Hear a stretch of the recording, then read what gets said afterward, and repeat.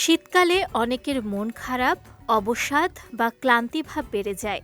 তবে এটি শুধু মৌসুমি বিষণ্ণতা নয়, বরং চিকিৎসা বিজ্ঞানে এক বিশেষ মানসিক অবস্থা হিসেবে পরিচিত, যাকে সিজনাল অ্যাফেক্টিভ ডিসঅর্ডার বা শীতকালীন অবসাদ বলা হয়। এ অবসাদ সাধারণত শরৎ এবং শীতকালে দেখা যায়, আর বসন্ত গ্রীষ্মে এটি স্বাভাবিকভাবে কমে যায়।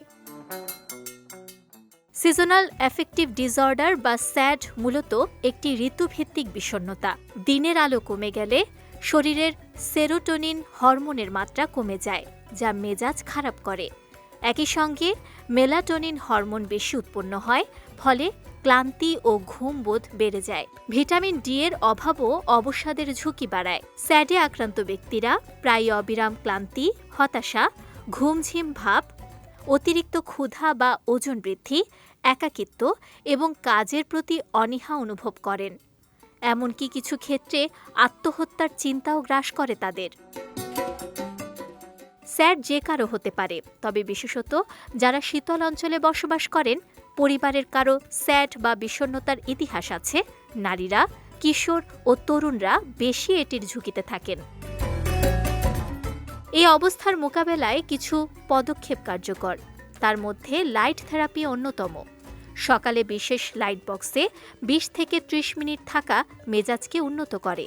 রোদের সময় কাটানো, বাইরে হেঁটে সূর্যালোক নেয়া মন ভালো রাখে। এ সময় সুষম খাদ্য অভ্যাস করলে মেজাজের পরিবর্তন, পরিচালনা এবং উন্নতিতে সহায়তা করে। সবজি, ফল, মাছ ও বাদাম হরমোন ভারসাম্য বজায় রাখে।